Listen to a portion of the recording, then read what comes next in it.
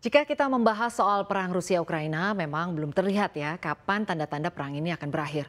Karena banyak sekali dampak yang ditimbulkan, diantaranya rencana pemberlakuan pengetatan sanksi terhadap sektor energi Rusia akibat serangan terhadap Ukraina yang diperkirakan berdampak luar biasa bagi negeri beruang merah tersebut. Ekonomi Rusia bakal tumbuh negatif alias terkontraksi. Lalu seperti apa detailnya kita simak dalam Derita Rusia akibat perang. Ya, seperti kita ketahui, Rusia ini mengandalkan ekspor komoditas dalam perekonomiannya.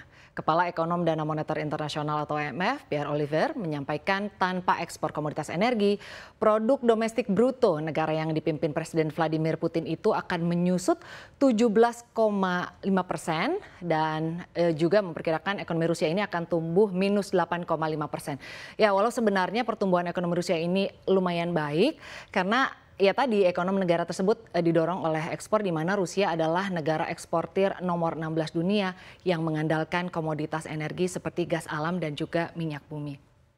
Lalu bukan hanya soal ekonomi Rusia yang bakal minus, lembaga pemeringkat utang global Moody's mengatakan Rusia mungkin bisa saja gagal bayar karena mencoba membayar obligasi dolarnya dalam rubel yang akan menjadi salah satu konsekuensi paling keras hingga saat ini dari sanksi terhadap sistem keuangan Rusia oleh negara-negara barat sejak Rusia menyerang Ukraina pada 24 Februari 2022 lalu.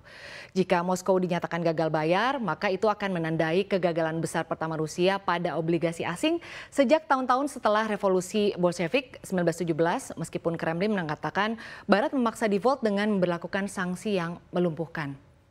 Lalu ada lagi yang mampu membuat Rusia makin kesulitan, yaitu ditendangnya Rusia dari jejaring informasi perbankan internasional yang dikenal dengan SWIFT atau Society for Worldwide Interbank Financial Telecommunication. Dengan menendang Rusia dari SWIFT akan berdampak pada sulitnya ekspor migas dari Rusia ke dunia, dan selama ini pendapatan negara Rusia berasal dari ekspor migas. Wah, ini Rusia ini semakin menderita ya. Oke, kita lihat slide selanjutnya.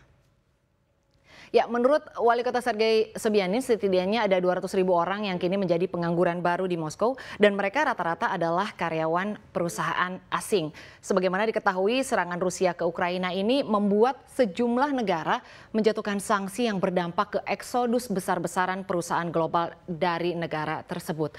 Bahkan menurut peneliti Yale School of Management, 750 perusahaan telah membatasi operasinya di Rusia. Intinya sanksi-sanksi ini selain menimbulkan banyak pengangguran, mempengaruhi pasar keuangan dan pastinya akan semakin mempengaruhi perekonomian. Senada dengan yang disampaikan Gubernur Bank Sentral Rusia, Elvira Nabiullina, menyebut bahwa cadangan keuangan negeri beruang merah itu mulai terganggu dan saat ini pihaknya sedang menyusun rencana baru yang menargetkan inflasi hingga 4% pada 2024 mendatang. Ia pun meminta agar produsen Rusia mulai mencari mitra perdagangan dan juga logistik yang baru. Dan sebelumnya Bank Sentral Rusia ini mendongkrak suku bunga utamanya lebih dari 2 kali lipat menjadi 20%.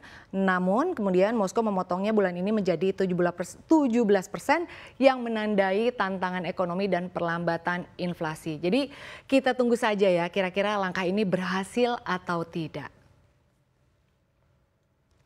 Nah, ini bukan hanya soal perekonomian yang berpotensi tertekan dan pengangguran yang melonjak.